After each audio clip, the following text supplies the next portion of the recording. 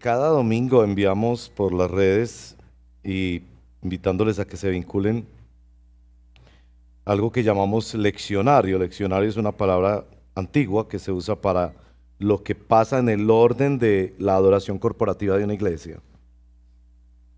Y nosotros tratamos de pensar muy seriamente qué cantamos, cómo, qué oraciones hacemos, y sonará un poquito mecánico, pero también es porque queremos que sea muy pedagógico y que cada semana realmente estemos siendo edificados. El leccionario de hoy contiene pues los versos, las canciones. Esta canción nueva me encantó, yo no la conocía, agradeciéndoles a los de alabanza que la montaron. Muy linda, esa que se llama Limpio, que habla mucho de cómo vamos creciendo con el Señor en medio de tristezas y también de bendiciones. También allí aparece pues la pregunta del día de hoy de nuestro catecismo, la pregunta número 26. ¿Qué más redime Cristo con su muerte? La muerte de Cristo es el comienzo de la redención y la renovación de cada parte de la creación caída, a medida que Él dirige poderosamente todas las cosas para su gloria y para el bien de la creación. Esa es la pregunta número 26 de nuestro catecismo. No les voy a leer los versos de la semana hoy, pero sí quiero decir que el verso del lunes, que nos lo mandan en una foto editada, bonita, que podemos difundir por redes sociales, pero también para nuestra reflexión y nuestro devocional, y también era el devocional de esa mañana que lo hizo nuestra querida hermana Paola. Pues bueno, yo hice el devocional, lo miré y empecé a hacer mi devocional, y claro, con el texto más amplio, el contexto donde está ese versito, me quedé ahí haciendo el devocional, y cuando estaba terminando y tomando noticas en la agenda de la iglesia y todo, pensé, wow, esto yo creo que es más que para mí. Y miren que tiene la idea del Padre y muchas cosas ahí. Entonces, también porque conecta con esta temporada de más cerca. Entonces, eso es lo que les invito a leer. Segunda de Corintios, capítulo 6, verso 14, hasta el capítulo 7, verso 1. Entonces, si puede abrir su Biblia o encender su Biblia. Este es uno de esos pasajes de la Biblia que le recuerdan a uno que la Biblia no fue escrita con números, ni con títulos. Porque sin duda los que pusieron esos títulos por acá con el siglo IV, y eso era más como para ayudar en las ediciones manuscritas o las copias manuscritas que se hacían de la Biblia. Entonces para completar la página se iba a un siguiente segmento, entonces así se marcaban más fácil los capítulos, y por eso a veces los capítulos no parecen bien cortados, como que uno dice, pero ¿por qué terminó ahí? Este es el caso, muy muy clarito, que uno recuerda, bueno, la Biblia no, cuando los autores inspirados por el Espíritu de Dios nos entregaron la palabra de Dios, ellos no pusieron ni títulos a los capítulos, ni a las secciones, ni tampoco había números allí. Sí, consideramos que los números nos ayudan para poder referirnos y edificarnos y conocer mejor la palabra. Segunda de Corintios capítulo 6, verso 14, esta es la palabra del Señor. No formen yunta o yugo, eso es lo que aparece en la foto de nuestra publicidad que hicimos ayer, con los incrédulos. Y vienen 5 preguntas, muy bien elaboraditas esas preguntas, muy minuciosas las palabras que se buscan allí. Se está haciendo un contraste con preguntas retóricas. ¿Qué tienen en común la justicia y la maldad? ¿O qué comunión puede tener la luz con las tinieblas, la oscuridad? ¿Qué armonía tiene Cristo con el diablo? ¿Qué tiene en común un creyente con un incrédulo? ¿En qué concuerdan el templo de Dios y los ídolos? Preguntas retóricas. Porque nosotros somos templo del Dios viviente. Como Él ha dicho, viviré con ellos, caminaré entre ellos, yo seré su Dios y ellos serán mi pueblo. Por tanto, el Señor añade, salgan de en medio de ellos, apártense, no toquen nada impuro, y yo los recibiré. Yo seré un padre para ustedes. Ustedes serán mis hijos y mis hijas, dice el Señor Todopoderoso. como tenemos estas promesas, las que acabamos de leer, queridos hermanos, purifiquémonos de todo lo que contamina el cuerpo y el espíritu, para completar en el temor de Dios la obra de nuestra santificación. Esta es la palabra del Señor.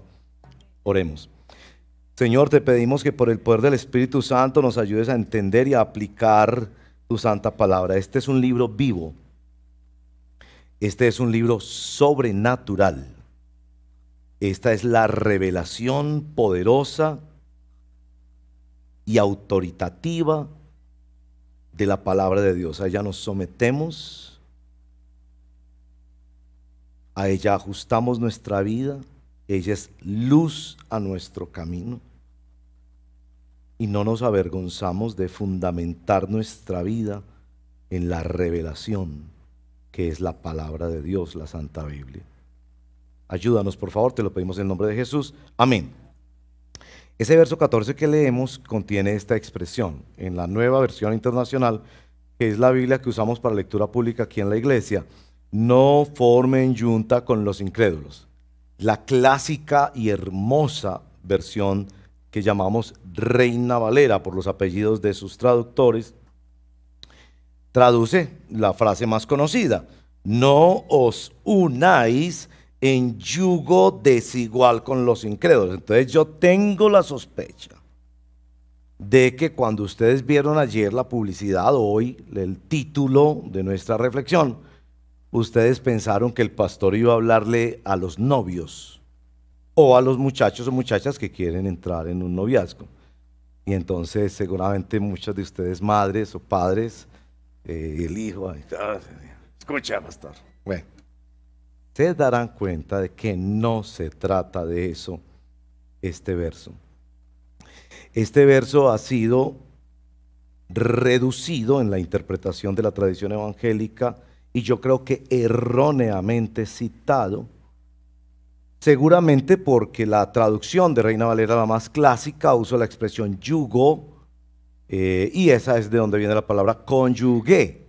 Entonces, algunas traducciones inclusive usan la expresión no se unan en matrimonio con los incrédulos. Esta interpretación es errónea y también es peligrosa, porque las sectas, esos grupos religiosos que encierran a la gente con sus legalismos y etcétera, usan mucho de su estrategia apoyado en un control, en una prohibición y a veces en destruir matrimonios si no se tiene la aprobación del líder o si el líder no da una palabra, una orden para eso, o muchas veces erróneamente, muy errónea y lamentablemente, grupos cristianos que han manipulado, o líderes cristianos que han manipulado, dicen a una persona que se convierte al cristianismo: si tu esposo o tu esposa no te acompaña, entonces eso es un yugo desigual, luego te puedes separar y casarte porque este sí es el hombre o la mujer de Dios. Para ti, ahora, para que no me malinterpreten, yo pienso que la palabra de Dios debe gobernar sobre nuestra vida y efectivamente la palabra de Dios sí da unas instrucciones muy claras sobre la vida en el matrimonio y la decisión de entrar en el vínculo matrimonial. Solo que yo creo que no es este texto bíblico. Creo que en particular hay un texto bíblico del Nuevo Testamento que es 1 Corintios capítulo 7, donde da instrucciones mucho más amplias para guiar a la persona a tomar una decisión sabia y que honre y glorifique al Señor. En su verso 39, este capítulo dice: cásese con quien quiera, con tal de que sea en el Señor. Así que dejo para ustedes que lean en ese capítulo 7 de 1 Corintios qué significa esto de en el Señor. Y si quiere recibir un poquito más de ayuda al respecto, porque le interesa para orar por sus hijos o le interesa para tomar una decisión, mañana aparecerá en nuestro blog 5 Palabras un artículo que he escrito que yo llamo las 4 preguntas. Son 4 preguntas centrales que yo creo que debes hacer con la persona con la que te quieres casar. Y creo que esas preguntas determinan qué es en el Señor. Ahí cierro el paréntesis para que no piensen que es que yo estoy cambiando una práctica de sabiduría cristiana. Solo estoy diciendo que este texto no habla de eso. ¿De qué habla este texto? Noten que este texto no se refiere al matrimonio, sino a un yugo en particular, que la expresión en griego es un heteroyugo, y se usa la expresión heteros, que aparece, por ejemplo, en heterogéneo o en heterodoxo. Algo heterodoxo es algo que está en desacuerdo con lo ortodoxo, algo que es desigual, algo que es diferente, algo que es otro en oposición a aquello. Noten, por ejemplo, que el texto no es selectivo. El texto no está diciendo cuándo vayas a tomar, sino definitivamente no estén unidos en un yugo que sea contradictor, que sea otro, que sea diferente. ¿Diferente a qué? A un yugo que ustedes ya tienen. Son templo del Señor, son el pueblo del Señor, son hijos del Señor. También noten que el texto no es un texto individual. No le está diciendo, joven, cuando pienses casarte, no. Es un texto que evidentemente le habla a toda la iglesia que es templo del Señor. Sí, hay un texto en el Nuevo Testamento que dice que nuestro cuerpo individual es templo del Espíritu Santo. El resto de referencias en el Nuevo Testamento con respecto al templo del Espíritu Santo son colectivas, como en este caso. La iglesia de Dios, el pueblo de Dios, no debe tener una vinculación que corrompa, desvíe, esté en oposición a un yugo que el pueblo de Dios ya tiene, el yugo del pacto de la gracia. Pero también, claramente, estas 5 preguntas retóricas están diciendo que no es posible. No es posible mezclar el agua con el aceite. No es posible mezclar la luz con las tinieblas. No es posible mezclar lo uno con lo otro, y lo reitera una y otra vez. La preocupación de Pablo en este texto tiene que ver con la relación de el creyente y la iglesia con el mundo. ¿Saben que esa es una de las cosas, yo diría, más claves en la vida cristiana? ¿Cómo te relacionas tú con el mundo? Pablo en este capítulo tiene varias observaciones al respecto. Él siente que como un líder cristiano, los hermanos corintios quieren vivir una forma de fe que tiene un claro compromiso con el mundo, pero que ese compromiso con el mundo le está cerrando el corazón a la autoridad de sus líderes espirituales y al lugar que debe tener la iglesia en sus vidas. Déjeme mostrarle eso brevemente en los versos, por ejemplo, 12 y 13. Pablo les está hablando ahí a los corintios en ese contexto. Nunca les hemos negado nuestro afecto, pero ustedes sí nos niegan el suyo. Verso 13, para corresponder del mismo modo, les hablo como si fueran mis hijos. Miren eso, el Día del Padre, como si fueran mis hijos. Abran también su corazón de par en par. Y en el 7:12 retoma ese tema del corazón para decir, hagan lugar para nosotros en su corazón. Es decir, lo que está pasando es que ellos están buscando una forma de relacionarse con el mundo que de alguna manera está contradiciendo su relación con Dios y con la iglesia. Este asunto de la relación con el mundo es un tema que Pablo retoma de la oración de nuestro Señor en Juan capítulo 17.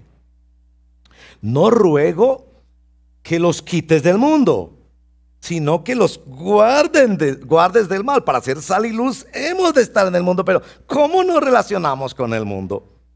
Pablo en 1 Corintios capítulo 5, verso 9 al 11, ha hecho ver que no es que no nos vamos a relacionar con personas porque son pecadores, fornicarios, idólatras. No, no, no. Él sí dice que no debemos relacionarnos con una persona que se llame cristiana y viva de esa manera. Pero necesitamos estar en relación con personas que no conocen a Dios. De lo contrario, ¿cómo les mostraríamos el evangelio? Creo que lo que Pablo apunta es a que hay 2 categorías de cristianos en su forma de relacionarse con el mundo. Yo llamo a esa primera categoría cristianos de una sola ciudadanía. Cristianos que son de 2 tipos en esa categoría. O aman al mundo de una forma que usan a Dios para acomodarse al mundo. Dios, ayúdame a pasar bien bueno en este mundo, porque esta es mi ciudadanía. O odian el mundo, no queremos tener nada que ver con el mundo, y ganan méritos con ese odio al mundo, ese rechazo a todo lo del mundo, para sentirse más cerca de Dios. Pero no quieren vivir la tensión de lo que llama Filipenses capítulo 2 y 3, la doble ciudadanía.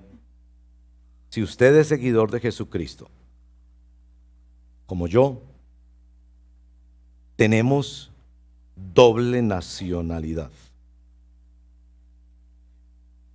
La razón para compartirles esta mañana este tema es que yo quiero invitarlos a que renunciemos a la idea fantasiosa de tener una sola ciudadanía. Se nos invita a vivir la tensión de tener una doble nacionalidad. Como verán, se nos va a dejar muy claro que nuestro yugo con Cristo debe gobernar cualquier otra vinculación que nosotros tengamos en el mundo. A eso se refiere ese término heteroyugo. No podemos tener ningún yugo que esté en contradicción con el yugo mayor que gobierna nuestras vidas. Y para decir eso vamos a hacer 3 afirmaciones. La primera: este yugo es una vida con Dios. Pablo toma esta referencia del yugo de 2 lugares en la palabra de Dios. El primero es en Deuteronomio capítulo 22, verso 10. No pongan en yunta un buey con un burro. Parecido a lo que señala Levítico de que no tengamos vestidos de 2 tipos distintos de hilo. Por supuesto, estas leyes ceremoniales y civiles han sido cumplidas a cabalidad en la persona de nuestro Señor. No las obedecemos nosotros hoy en día, sino a través de Cristo. Pero la razón de todas esas normas en el Antiguo Testamento, algunas, no todas, algunas de ellas, que son de este tipo de ceremonial o civil para el pueblo de Israel, se daban para que el pueblo aprendiera que Dios será adorado como Él quiere ser adorado. Y él consideraba que era así que deberían hacerlo. La segunda referencia a la que Pablo hace lugar en este texto es Mateo capítulo 11, verso 29 al 30. Carguen con mi yugo es suave. A propósito, en ninguna parte del Nuevo Testamento se usa esta expresión de yugo para el matrimonio, el término que se usa aquí. El término que se usa para matrimonio es otro, gamos.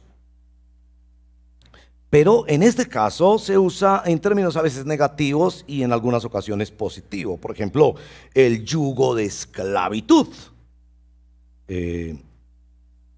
Pero también se usa en términos positivos cuando se dice: bueno le es al hombre llevar el yugo desde su juventud.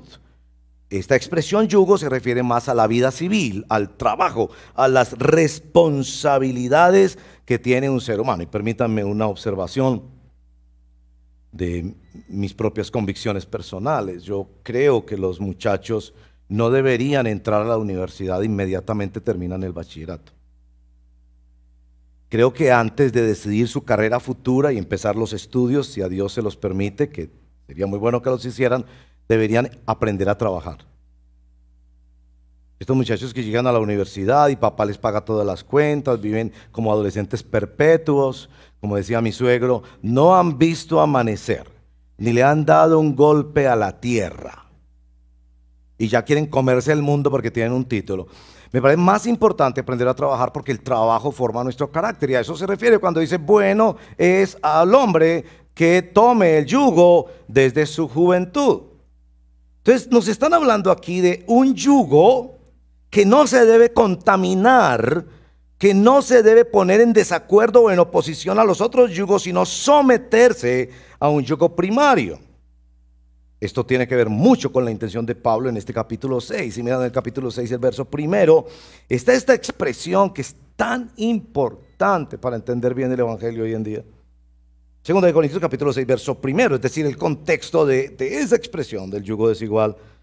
En el capítulo 6, verso primero, Pablo les dice: nosotros como colaboradores, le hace trabajadores de Dios, les rogamos que no reciban su gracia en vano. Esa frase me ha acompañado mucho esta semana, porque indica que es posible que como creyente tú recibas la gracia verdadera de Dios, pero la recibas en vano. Como aquel a quien le dan un anillo de diamantes y piensa que es una baratija, como esas que caen a montones de una piñata cuando se revienta en la fiesta de los niños, que caen 50 anillos al suelo y a usted no le preocupa si el niño cogió 3 o 10. Y entonces te dan un anillo de diamantes, es un anillo de diamantes, pero tú no lo tratas con la dignidad, con el entendimiento que es eso. Y esta gracia es el pacto de la gracia que nos ha sumado a Cristo en un yugo. Si vieron la fotografía con la que hicimos publicidad, como todos los sábados, de la prédica, para que puedan prepararse leyendo el texto, para que inviten a familiares y amigos a vernos por internet o a venir a la iglesia de Dios a escuchar la palabra, verán que detrás de los 2 bueyes que están ahí está el hombre, el agricultor. Esos bueyes no están trabajando para él, para ellos mismos, sino para este agricultor. Y lo que él trata es que vayan derechos, que no se desvíen, que se mantengan en el yugo para el objetivo que existe el yugo. En las bodas, ayer tuvimos una boda acá. En las bodas, ¿ustedes saben qué es el yugo? Un buqué de flores que hermosamente diseñado, la esposa. Ya por ahí va viendo uno que los símbolos y las palabras se van como diluyendo en el tiempo, ¿no? Porque solo lo lleva ella. El yugo solo lo lleva ella. Vean pues. Y después lo tira a la jura, verá que no sé, todas esas cosas de tradiciones humanas. Pero en España también verán, hay una tradición, y el yugo en esa región, sobre todo en Valencia, en España, se usa un yugo que es como un mantico, a veces como blanco, con hilitos rojos, que se pone ya los 2 encima, ¿cierto? Como asemejando la idea de, bueno, somos como 2 personas que se van a unir para un objetivo común más grande que nosotros mismos. Es la vida con Dios. Y por eso el verso 16 describe esa vida con Dios, el Dios viviente del cual somos templo. Viviré, caminaré, seré su Dios y ellos serán mi pueblo. El yugo del que habla aquí es un yugo que hay que proteger contra otros yugos que amenazan este yugo. A eso se refiere este texto. No que no tenga que ver indirectamente con toda decisión humana, entre ellas el matrimonio. Está bien, pero que está hablando de cosas más grandes, como nuestro yugo con Cristo es exclusivo. Es decir, no puedo tener ese yugo con nadie más. Y es excluyente. Es decir, ese yugo pone en orden, dirige, gobierna y hasta expulsa de nuestra vida otro yugo. Es un yugo más serio que el matrimonio. Hay muchos casados que viven juntos pero no caminan juntos. Es más profundo que el matrimonio. El texto dice: yo seré su Dios. Ahora aclaremos un poquito de exégesis, interpretación bíblica. ¿Qué quiere decir eso de que yo seré? Es decir, que Dios va a llegar a ser, es decir, que Dios es una cosa hoy y es otra cosa más grande mañana. No, es nuestra percepción de Dios, como cuando el salmista dice: engrandecido sea Dios. No es que Dios es así chiquito y nosotros lo hacemos más grande, no, es que nosotros lo vemos chiquito y cada día Dios se hace más grande. Cuando estamos unidos en una vida de Dios, Dios se hace para nosotros cada vez más Dios. Y es una relación más transformadora que el matrimonio, porque dice, serán mis hijos, serán mi pueblo. Es decir, esta vida con Dios va a transformarnos a nosotros, porque estamos ligados a Dios. Y claro, uno de los efectos residuales de la religiosidad popular en América Latina, me refiero a la religiosidad católica, pero también las religiosidades animistas, es esa idea de que Dios está en un rincón, en una estampita, en una estatua, en un día a la semana, en una capilla, donde ahí sí no se deben decir obscenidades. En la calle sí, pero allá habita Dios. ¿Cómo se le ocurre vestirse, hablar y hacer aquí, en este lugar sagrado? Esas formas residuales de espiritualidad que también nos llegan a los cristianos evangélicos, es absolutamente destruida aquí. Has entrado en una vida con Dios que te obliga a que todo lo demás sea sometido a esa relación, a ese yugo. Pero en segundo lugar, es una vida con otros. Verso 16. A todas esas preguntas retóricas dice, es que nosotros, porque nosotros somos el templo de Dios. Noten que es plural. Es una vida en común acuerdo, unos con otros y todos con Dios. Es que cuando llegamos a la fe, se tomaron unas decisiones radicales por nosotros y dentro de nosotros. Déjenme hacer un comentario allí, con el permiso de nuestro querido pastor Cristian, que es el que dirige recepción y bautismos, sobre el bautismo. ¿Cómo es que yo me vinculo a esta vida? ¿Cómo es que yo expreso que ya estoy en esta vida? ¿Cómo es que yo hago efectivo el cheque que me da la gracia, por pura gracia, no por mis méritos, para decir, ahora estoy en esta vida? Hace 150 años inventé un método que se llama la oración de fe. Usted hace una oración, casi siempre repetida. Señor Jesús, perdona mis pecados, te recibo en mi corazón, ya. Eso no está en el Nuevo Testamento. Eso no se hizo por siglos en la iglesia cristiana. Hay personas que lo hacen una vez y lo hacen muchas veces. Y yo no digo que necesariamente está mal hacer eso. Pero en el Nuevo Testamento, la forma es vinculándose a un grupo de personas, vinculándose a una confesión de fe a través de un acto ordenado por Dios que se llama el bautismo. ¿Cómo digo yo? ¿En qué momento digo yo que es mi esposa, que estoy sumado a ella, que he tomado ese yugo? En el momento en que me enamoré, no sé. En el momento en que fui donde mi suegro a pedirle permiso y bendición para este matrimonio, más o menos. En el momento en que hicimos planes para estar toda la vida juntos, bien. Yo les voy a decir cuándo fue el momento. Frente a un altar, bajo la mirada de otros seres humanos, sometiéndonos asustadísimos a la autoridad de una persona que representó a la autoridad de Dios. Y cuando ese acto terminó, dijimos, yo no sé cómo nos va a ir, pero ya estamos casados. ¿Cómo es que se vincula? Es a través del bautismo. Ahí entienden por qué yo no termino todas las prédicas diciendo pónganse de pie, repite esta oración. Yo no hago eso. Ahora, si usted me pide que lo haga, con mucho gusto. Yo estaba compartiendo hace unos días a una persona del Evangelio y le dije, no, pues dígale al Señor que usted se arrepiente en sus palabras. Es que sus palabras son mejores que las mías porque usted lo va a hacer desde su corazón. No, pues es que no soy capaz. Bueno, yo, pues si quiere, yo le voy dando frasecitas. Señor, me arrepiente. Está bien, no es problema acompañar a la persona en su oración. Pero clarito le dije ese día, esto que tú estás haciendo hoy va a tener sello y validez cuando te bautices. Y esto va especialmente para ti que tienes miedo, que por tu mamá, que por tu primo, que por los compañeros de trabajo, que porque va a salir la foto en Facebook, que porque te vas a vestir una camisa blanca. Yo no sé, todos tenemos temores para muchas cosas, pero esta es la forma en que me vinculo para caminar con otras personas, para compartir una identidad común. Mire un ejemplo, yo sé que es muy sencillito, pero cuando uno va por allá a otras ciudades o a otros países, a mí me gusta siempre viajar. No es que siempre lo hago, pero la mayoría de las veces me echo pues ahí la camisetica de Colombia. Ahora pues como la selección nacional se ha venido a menos, pues ya uno le hace un poquito de pena, pero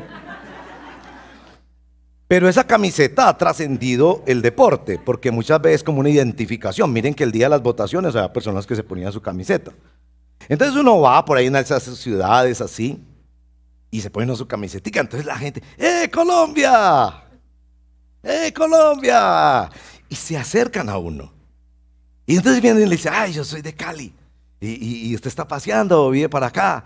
Y empiezan a uno hasta darle consejos. Oiga, mucho cuidado con ir a tal lugar. Y usted ya fue a tal otro lugar. Capaz que hasta lo invitan a uno a almorzar. Es decir, hay un asunto a ver, tú tienes una cosa que yo también lo soy. Bueno, eso es. En el bautismo, mi amigo, te pones la camiseta. Pero te dejo una cosa clara.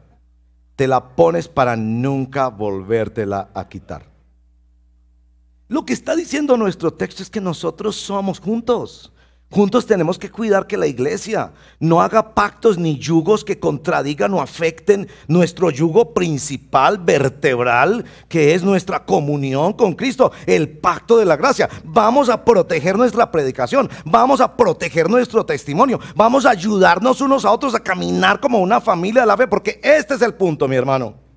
Usted me podrá decir que es miembro de una universidad, de una gran empresa, que usted es hincha de un gran equipo, por ahí hay un equipo en particular, de un gran equipo, pues Dios los bendiga y pues que se traigan, pero bueno, bien.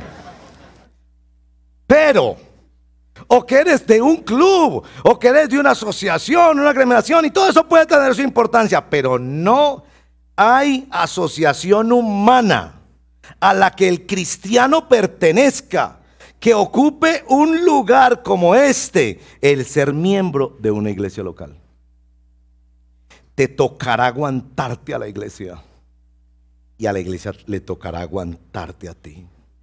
Pero bajo el cielo no hay algo que sea la niña de los ojos de Dios, columna y baluarte de la verdad, su esposa amada con la que ha comprometido que ni el mismísimo infierno podrá vencer, como la iglesia del Señor. Y nuestro texto aquí está diciendo que mi vinculación a Cristo implica mi vinculación al pueblo de Cristo, al templo de Dios. Si usted me dice a mí que es capaz de ser cristiano sin una iglesia, y yo no me refiero a asistir a una iglesia los domingos religiosamente, yo me refiero a ser parte, a ser miembro, a ponerse hombro a hombro, a llamarlos mis hermanos en Cristo. Si usted me dice que es capaz de ser cristiano sin ser miembro de una iglesia, yo le voy a decir una cosa muy franca, con todo el respeto y el cariño. Lo más probable es que usted no es cristiano. Porque no hay hijo sin familia. Porque no hay padre sin familia, porque no hay jugador de fútbol sin equipo de fútbol. Usted de pronto lo que está haciendo es construyendo un cristianismo amañado a su manera, con su definición de Dios, con su definición de espiritualidad, con sus textos selectivos y convenientes de la Biblia. Pero cuando usted se mete dentro del pueblo de Dios, se acaban esas fantasías. Y empieza a entender que es vivir bajo el pacto de la gracia, donde somos simultáneamente pecadores y justos. Bueno, la tercera afirmación es que esto de un yugo con Cristo es vida con Dios, es vida con otros, pero también es vida con otros hacia Dios. El verso 16 dice que somos templo para mostrar a Dios. Es una vida en procura de la santidad progresiva. Es hombres y mujeres que juntos se han propuesto que por la gracia y el poder de Dios van a purificar su vida y van a participar en lo que preciosamente llamamos en la historia de la teología la santificación progresiva. El texto que más me encanta para describir la santificación progresiva es 1 Corintios capítulo 1, verso 2. Ustedes son santos, llamados a ser santos. Ustedes han sido apartados por Dios, perdonados por sus pecados, asegurados en su eternidad. Pero eso tiene que tener repercusiones en el día de hoy. Su vida ha de cambiar cada día. Si esto es verdad, esto es verdad. Por eso nuestro texto realmente lo que presenta es una teología sobre la santificación progresiva. En primer término, la dinámica de la santificación progresiva. Noten por favor el verso 17. Un proceso de separación. Salgan de en medio de ellos. Hay lugares donde no debemos ir. Hay trabajos que un cristiano no debe tomar. Hay ropa que una cristiana no se debe poner. Hay palabras que un cristiano no debe pronunciar. Apártense, salgan. Pero miren lo importante de estas palabritas en la Biblia. ¿Es posible salir sin apartarse? Usted puede salir de este edificio y para hacia el frente. Entonces dice, sí, yo ya salí, pero lo estoy contemplando. Oh, lindo, ¿no? Sí, yo ya terminé esa relación con la secretaria de la empresa que me gusta. Sí, yo ya la terminé. Pero me tomo un tintico con ella cada 8 días. La sigo en el Instagram. Le mando algún 20. Yo le mando versitos de la Biblia inclusive. Salgan y noten ese proceso, porque lo que nos está describiendo es la santificación progresiva. Salgan, apártense. No toquen. No toquen. Hay personajes que no seguimos en las redes sociales. A usted le toca discernir eso, no me pregunte a mí. A usted le toca discernir eso. Estaba ayer con los sordos que están en retiro, nuestros sordos que los amamos tanto, 30, 40, están en retiro con un grupo de siervos de la iglesia. Está mi esposa y los demás intérpretes, con los sordos. Y yo les decía, ¿tú qué crees que te va a pasar? Si todos los días y a toda hora estás mirando la moda que se pone en las Kardashian, ¿qué crees que es lo que te va a pasar? Cuando tú llegues y mires tu closet, ¿qué te va a pasar si todo el día miras fútbol y fútbol y fútbol y fútbol? Y promociones y promociones y promociones y promociones. Y carros y carros y carros y carros. ¿Qué va a pasar? Entonces, por supuesto, lo que el texto nos está diciendo es, hay una participación de nosotros en nuestra santificación progresiva. Esto no es automático. No es que uno se mete dentro de una iglesia y ya, no deje que con el tiempo, a usted se le van quitando las ganas. No. Tú necesitas activamente participar en tu santificación progresiva. Pero miren que también el Señor nos promete un proceso de bendición en nuestra santificación progresiva. Esta dinámica también compromete a Dios y a su promesa. Miren al final del verso 17. Recibiré, seré su padre, serán mis hijos y mis hijas. Noten el proceso. Porque usted puede recibir un niño en su casa y no ser su padre. Pero usted puede ser su padre y él no sentirse hijo. Y miren que el proceso está claramente demarcado. A propósito, este proceso tiene dos observaciones muy importantes, ya que el texto bíblico nos está refiriendo a unos textos que aparecen en 2 de Samuel, capítulo 7. Dos observaciones. El texto de 2 de Samuel, capítulo 7, no menciona hijas. Aquí, por inspiración del Espíritu Santo, Pablo dice, hijas. Este es uno de los textos más poderosos, inclusivos de la mujer en el Nuevo Testamento. Hombres y mujeres somos coherederos de la gracia de Dios Y los hombres en particular, como líderes de nuestros hogares y de la iglesia, debemos asegurar que las mujeres sean honradas, cuidadas, que florezcan, que sirvan en los llamados, en las cosas que Dios les ha dado, que sean debidamente respetadas y ayudadas. Hijas. La segunda observación sobre ese texto es que ese texto no es dicho a todo Israel. Ese texto es dicho solamente a David. Aquí se pluraliza por inspiración de Dios un texto que era una promesa monárquica. Nos está diciendo que esa condición de realeza, de ser no solo recibidos, de poder llamar a Dios nuestro Padre, de ir creciendo en nuestro entendimiento y práctica de ser hijos de Dios e hijas de Dios, culmina en la experiencia del reino, de ser reyes y sacerdotes para Dios su Padre.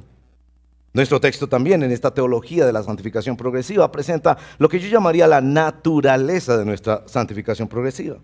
Capítulo 7, verso 1. En primer lugar, la práctica de nuestra santificación progresiva. Miren tan hermoso que lo dice.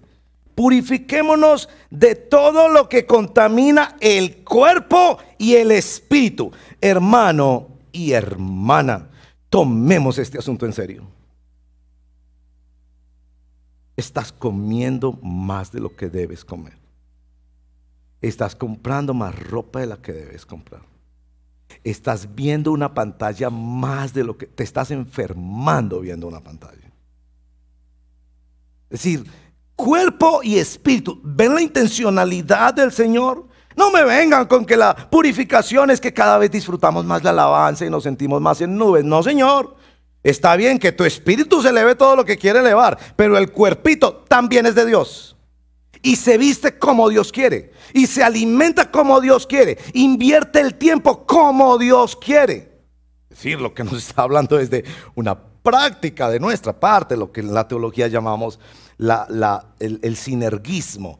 El sinergismo es que en nuestra salvación es monergista, es decir, solo Dios actuó, uno solo actúa en nuestra salvación, por obra y gracia de Dios con base en la obra perfecta y suficiente de Cristo. Pero en nuestra santificación progresiva, Dios hace que participemos y nos ordena participar. Purifiquémonos pues. En segundo lugar, en esta naturaleza de la santificación está el propósito de nuestra santificación. Noten que el texto claramente dice: para completar en el temor de Dios la obra de nuestra santificación. Interesante eso, completar. La expresión allí es llevar a una plenitud, que se haga evidente que es lo que está adentro. El Espíritu Santo está haciéndose cada vez más grande y más determinante y poniendo bajo nuestro yugo con Cristo y con la iglesia todo lo demás de nuestra vida. Pero también nuestro texto nos entrega el fundamento o el principio de nuestra santificación. Y esto es las promesas de Dios. Ya que tenemos, ¿cómo tenemos estas promesas? Las promesas. Yo los recibiré, yo seré, ellos serán. ¿No les parece precioso? Porque nuestra fe finalmente se apoya en las promesas de Dios. Nuestra fe no se apoya en nuestras experiencias o en los milagros que podemos contar de hace años. Gracias a Dios por nuestras experiencias y los milagros. Nuestra fe se apoya en las promesas de Dios. Y nuestra santificación progresiva se apoya en que Dios dijo: edificaré a mi iglesia y ni las puertas del infierno prevalecerán contra ella. Bueno, vamos concluyendo.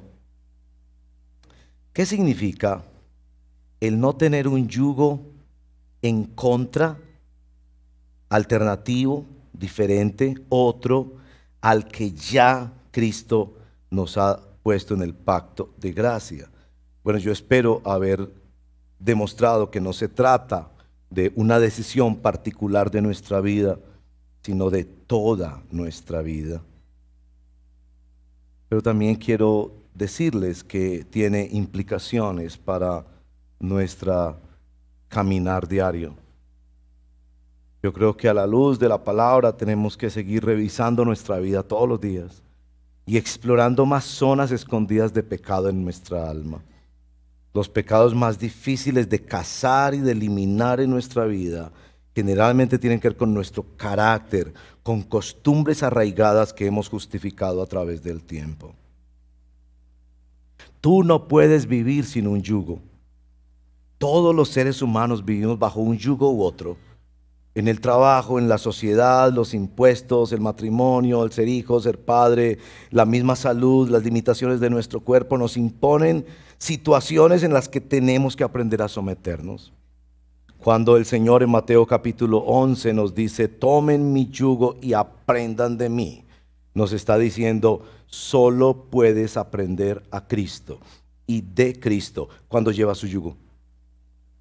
No pretendas aprender de Cristo o a Cristo si no tomas su yugo. Y esto, por supuesto, pone una promesa para todos los que vengan a Cristo Jesús para salvación, en arrepentimiento y fe. Y también para los que vienen a Cristo para santificación en arrepentimiento y fe. Y es que este yugo es fácil o más fácil. Cristo te promete que vas a sufrir menos en su yugo que en todos los demás yugos que vas a tener que asumir en tu vida.